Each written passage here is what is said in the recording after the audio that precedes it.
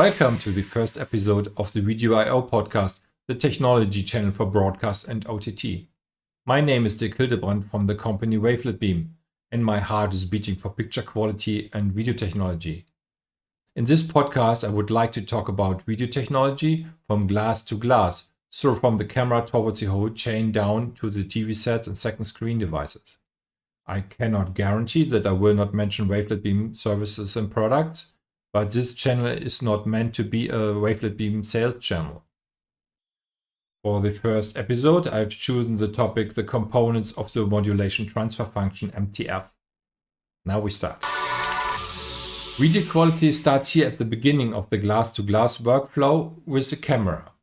The modulation transfer function gives us the possibility to measure video resolution, dynamic range, contrast, and sharpness. The MTF of a lens or system is the measurement of its ability to transfer contrast at a particular resolution from the object to the image. The object are alternating lines, so a frequency. We have a lens with high impact of the signal quality, and the lens gives us a signal attenuation, so it's transforming the signal, but also decreasing the levels. So in this case, from 100% contrast to 50% contrast. And when we're asking about what's up with the video resolution, the highest resolution, for example, for 4096 pixels horizontal, so 4K, is when we have the first pixel a black, the second a white, the third a black, alternating, so on and so on. So we have, for the 4K case, we have 2048 black pixels and in between 2048 white pixels. And in the next slides, we will see if this can be reached by cameras today. The modulation transfer function can be used to measure the video resolution of a camera system. For this purpose, line pairs will be used at different frequencies. So one line pair is a combination of one white and one black stripe. So the target is holding different frequencies represented via line pairs, and the highest frequency which the camera system can recover defines the video resolution of the camera system. For 4K, for example, we have 4096 pixels horizontal, and the maximum video resolution in line pairs is, in this case, 2048, so the half of the amount of pixels. Now I would like to ask, is it possible to reach the highest resolution of 2K line pairs per picture with a 4K sensor? And the answer is, this will only be possible if all photons of a single line will be captured by a single sensor cell. Sure, we cannot guarantee that the line pairs here at the target are lined up with pixel cells at the sensor. So for almost all the time, a single sensor cell is collecting photons of a black and white line, which leads to a gray value at the pixel sensor cell. And here the Nyquist channel sampling theorem is jumping in, which states that the sampling rate must be at least twice the bandwidth of a signal to avoid analyzing and distortion. If we are following the Nyquist channel sampling theory, we keep the 2K line pairs per picture width fixed here at the object, as our object, and we are doubling the sensor cells. So in this case, we have a 8K sensor with the highest resolution of 4K line pairs per picture width, and we are capturing 2K line pairs. And this fulfills the channel sampling theory, and we are able to capture this 2K line pairs per picture width and a little bit more. So the 8K sensor gives us the possibility to recover the 2K plus line pairs per picture width, and expressed in pixels, I call it 4K plus. So with an 8K sensor, it's possible to get minimum 4K and more and higher resolution, but not 8K. Now I would like to present some real-world results, measurement results. For a customer, I generated test signals, film test stripes, 35 millimeter film test stripes. These test stripes are 4K and they were printed on ARRI laser on 35 millimeter film material from Kodak.